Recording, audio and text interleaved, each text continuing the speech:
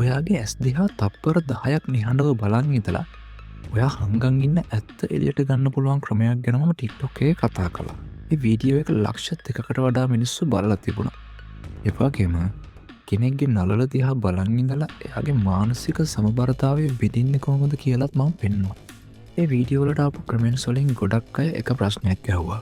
කවුරු හරි අපිට මේ දේ කළොත් අපි කොහොමද බේරෙන්නේ? අද මේ වීඩියෝ එකෙන් මම කියන්න යන්නේ ඔයාගේ මනස එක්ක සෙල්ලම් කරන්න හදන ඕනෑම කෙනෙක්ව තප්පර කිහිපයකින් ආපහු පාලනයට ගන්න හැටි. සාදරයෙන් පිළිගන්නවා Rational Mind YouTube channel එකට. මුලින්ම බලමු මේ 10 second eye contact එක එච්චර ප්‍රබල කියලා. මනුෂ්‍ය මොළයේ ස්වභාවයෙන්ම නිහඬතාවයට බයයි. කවුරු හරි ඔයාගෙන් ප්‍රශ්නයක් අහලා ඔයා උත්තර දුන්නට පස්සෙත් එයා මුකුත්ම නොකිය ඔයාගේ ඇස් දිහාම බලන් ඉන්නවා නම් ඔයාට මොකද්ද වෙන්නේ?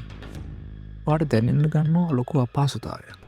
ඔයා හිතනවා මම කිව්ව දේ එයා විශ්වාස කළේ නැද්ද කියලා. එතකොට ඔයාගේ මොළය උත්සාහ කරන්නේ දිගින් දිගටම කතා කරලා ඒ නිහඬතාවය මකන්න. අන්න ඒ කතා කරන අතරතුරේදී ඔයා නොදැනුවත්වම ඔයා හංගගෙන හිටපු ඇත්ත වචන වලට පෙරලා එළියට එනවා. මේක මැනිපියුලේෂන් වලදී පාවිච්චි කරන ලොකුම වෙපන් එකක්. ඊළඟ එක තමයි නළල දිහා බලන් ඉන්න එක. අපි කියන forehead trick කියලා. සාමාන්‍යයෙන් කෙනෙක් එක කතා කරද්දී අපි බලන්නේ එයාගේ ඇස් දෙක දිහා. හැබැයි ඔයා කතා කර කර ඉද්දී අනිත් කෙනා ඔයාගේ ඇස් දෙක අතෑරලා ඔයාගේ නළල දිහා එහෙමත් නැත්නම් කොණ්ඩේ තියෙන හරිය දිහා එක දිගට බලන් හිටියොත් ඔයාට මොකද හිතෙන්නේ? ඔයාට හිතෙනවා මගේ මූණේ මොකක් හරි ගෑවිලාද? මගේ කොණ්ඩේ අවුල් වෙලාද කියලා. තප්පරයේදී ඔයාගේ කතාවේ ફોකස් එක සම්පූර්ණයෙන්ම කැඩෙනවා. ඔයාගේ ආත්ම විශ්වාසය, self confidence එක බිඳුවටම වැටෙනවා.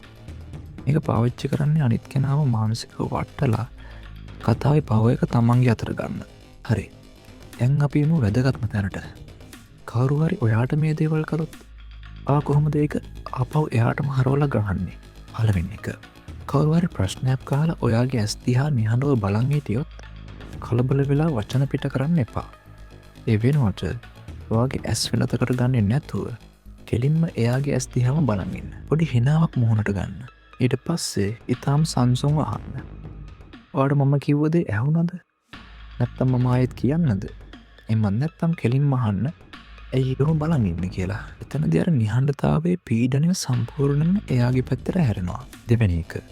කවුරු හරි කතා කරන ගමන් ඔයාගේ නහය දිහා බලන් ඉලවට තේරුණොත් ඔයා කතාව නවත්තන්න එපා. ඒ වෙනුවට ඔයා එයාගේ නහය දිහා එහෙමත් නැත්තම් මෙයාගේ කන් දෙකෙන් එකක් දිහා දිගටම බලන් කතා කරන්න පටන් ගන්න. එතකොට එයාගේ මොළයත් කන්ෆියුස් වෙනවා. එයාටත් හිතෙන්න ගන්නවා මගේ නහය මොනවා හරි තියෙනවද කියලා. ඒකෙන් එයාගේ ප්ලෑන් එක සම්පූර්ණයෙන්ම කඩාකප්පල් වෙනවා. මතක තියාගන්න. අපේ මනස කියන්නේ හරියට පාවිච්චි කරොත් ලෝකේ තියෙන භයානකම වෙපන් එකක්. ඒක පාලනය කරන්න අනිත් අයට දෙන්න එපා. අද අපි කතා කරපු දේවල් ගැන ඔයාට මොකද හිතෙන්නේ? ඔයාට මේ වගේ අත්දැකීම් වෙලා තියෙනවද? පල්ලෙහාන් කමෙන්ට් කරන් යන්න. මේ වගේ අඳුරු මනෝවිද්‍යාවේ රහස් දෙකටම දැනගන්න channel එක subscribe කරලා තියාගන්න. අපි ඊළඟ වීඩියෝෙන් හම්බෙමු.